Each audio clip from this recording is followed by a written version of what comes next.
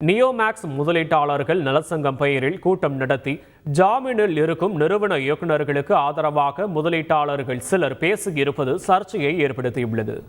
மதுரையைச் சேர்ந்த நியோமேக்ஸ் நிதி நிறுவனம் அதிக லாபம் தருவதாக கூறி பொதுமக்களிடம் பல ஆயிரம் கோடி முதலீடுகளை பெற்று மோசடி செய்தது.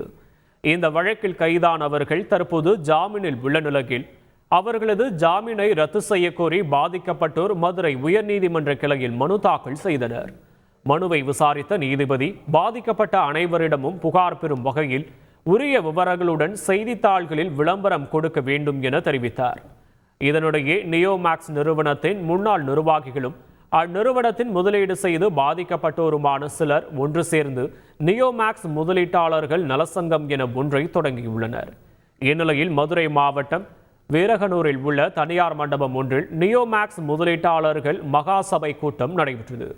இதில் 1200க்கும் மேற்பட்டோர் கலந்து கொண்ட நிலையில் அக்கூட்டத்தில் பேசிய நிர்வாகிகள் தற்போது ஜாமீனில் வெளியே இருக்கும் நிறுவன இயக்குநர்களுக்கு ஆதரவாகவும் நீதிமன்ற தீர்ப்பையும் மீறி யாரும் இந்த மோசடி குறித்து புகாரளிக்க வேண்டாம் என்ற துணியிலும் பேசியிருப்பது சர்ச்சையை ஏற்படுத்தியுள்ளது.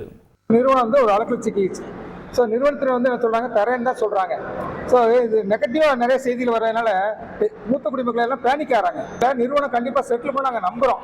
நிறுவனமே எங்களுக்காக செட்டில் பண்ண சொல்லி வாக்குறுதி கொடுத்துருக்காங்க.